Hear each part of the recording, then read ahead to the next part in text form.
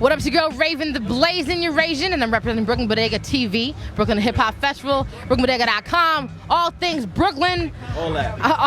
Although I am actually not really, I'm in Manhattan, but I'm actually on the water right now. Thanks to somebody who invited us out here on this yacht. Yeah. Right? On the yacht, you know, yacht music and all that good stuff. What we do. Right? And why don't you tell us who you are?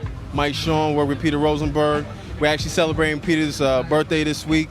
We on the boat, the beautiful Temptress. We took off. We on Hudson River. Shit is gorgeous. I can curse, right? Yeah, you can do whatever you This want. shit is gorgeous. You know what I mean? We got DJ Premier, Pete Rock on the ones and twos. My man Quartermain, crazy. Now you got some things going on. A lot of things.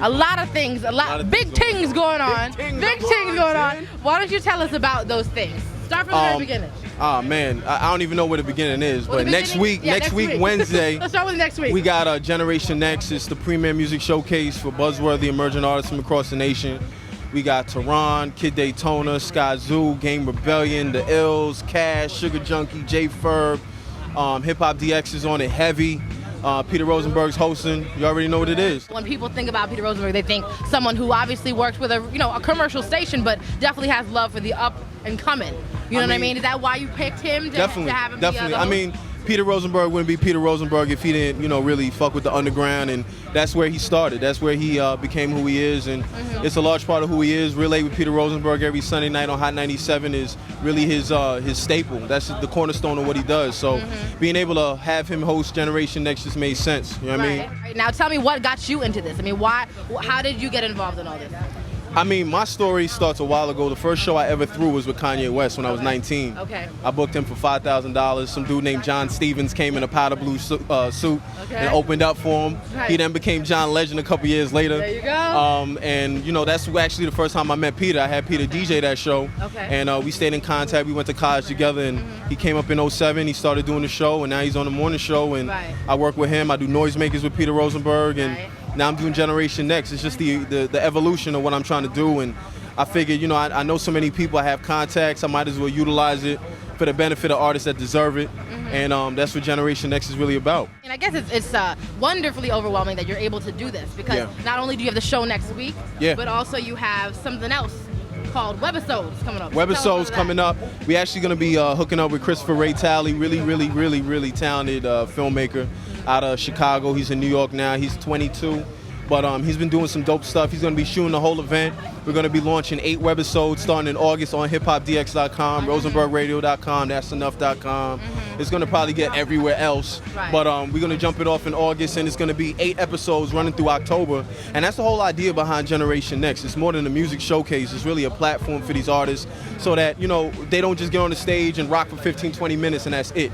After it's done, it's going to live online, and we're dropping a mixtape next week also called We Got Next, mixed by DJ Quiz from that'senough.com and Hot 97. So it's about putting a whole package together that these artists can use to really jump off from, and do bigger things. As far as the webisodes and the show next week, I mean, what are your aspirations in general? Do you want every single dude or female who hits the stage to eventually be as big as someone as Kanye or John Legend, or what's your hopes for them? Well, first off, for all the artists on Generation Next, they're already buzzing.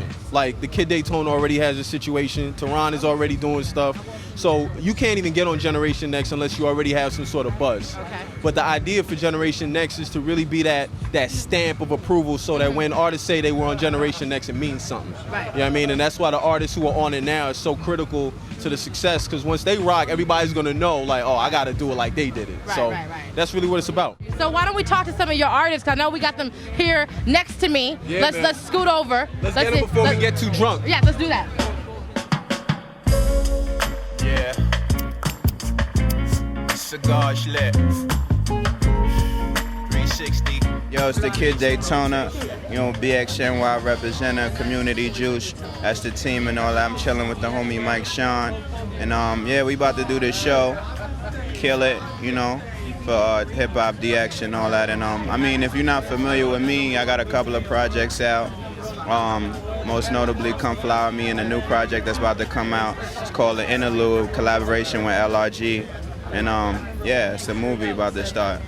If we're not familiar with you, why should we get familiar with you? I mean, basically, I just give you New York hip hop. You know what I mean?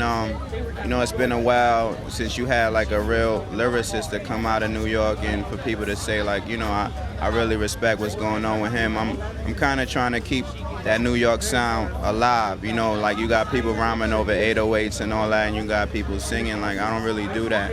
Like me, I'm a lyrical dude, and I just try to keep it true to the roots. You know, from that New York culture and from what we built, and just trying to keep that alive. The show is gonna be ill, man. We got a lot of, you know, people, you know, that I fuck with on there. You know, you got TiRon, you got Sky Zoo, my dude Cash, you know, a bunch of Cash, you know, and the show is gonna be stupid. And not everybody is from New York, though. You mentioned some people, right? Nah. So what do you feel about that, about hip-hop? I mean, you say you bring the New York hip-hop back, which I appreciate, because I appreciate that. But what do you feel about cats from all over? I mean, everybody that's on the show is hip-hop, you know what I mean? Like, everybody's lyrical. Nobody is, you know, like, rapping about, you know, the dumb shit, you know what I'm saying? It's like, people got something to say. Everybody on the show got something to say. And I think we all gonna represent. We all from, like, even though you got me from the Bronx, you got Sky Zoo from Brooklyn, you got Cash from Harlem, but we all kind of bring something different to the table, you know, on the New York side. And you got TiRon, and you got the Ills, and you got, you know, a bunch of other cats that's doing their thing, and it's, I look forward to it. I look forward to see everybody performing and you know, showing love to, you know, my counterparts and my peers. It's a cold game. Niggas used to be no names, now they rocking gold chains. I hope the fame ain't getting to my name is TiRon, and I represent a nice chunk of the poppin' shit of what's going on right now, the West Coast. Right. I know, you know, I gotta shout out. You gotta do it. You gotta do it. Brooklyn Hip Hop Festival just went down. We had some cats from the West Coast. You know what I'm saying? Now we're here with you from the West. Tell me, what is the difference between MCs from the West versus the East, or is there no difference? What would you say? I don't think there is a difference. Okay.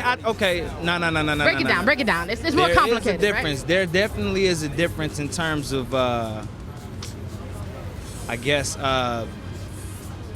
you know, how we operate as opposed to how y'all operate or the East Coast operate. The only reason why that is because we've been underdogs for so damn long. Okay. You know what I mean? And we've been slept on for so damn long. You know what I mean? It's been to the point where you can't really pop in the West unless you're one way, you know? Right. So we kind of just took it upon ourselves to just create our own scene. So you're obviously going to be on stage next week. Yeah. Tell us about this event that you're going to be on next week and why you're exactly. I'm honored and blessed to be a part of an event like this, considering, you know, it wasn't really too long ago I was just trying to get people to hear it, and now motherfuckers is like, I could cuss, right? Yeah. Okay, now motherfuckers is like, you know, come out and look at our, you know, rock our show, you know, we appreciate your music, you know, I'm humble.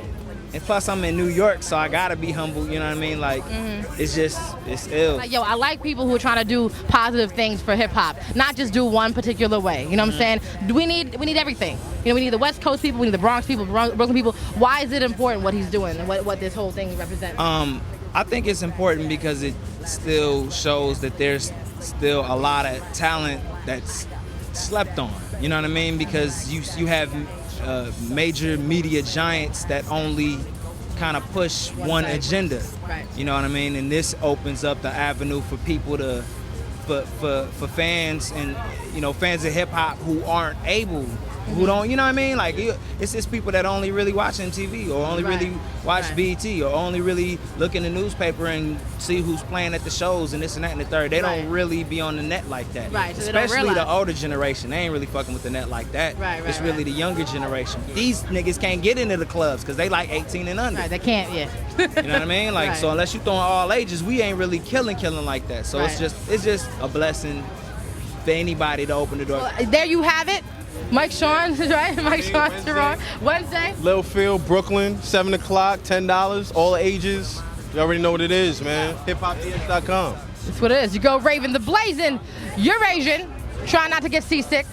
Try to go in there, you know what I'm saying? But definitely check these dudes out. Like I said, you know, hip hop is not only one angle, all types of things going on, and pay attention to this guy, what he's doing. All right? So go Raven, we out. When I was poor, I couldn't walk inside the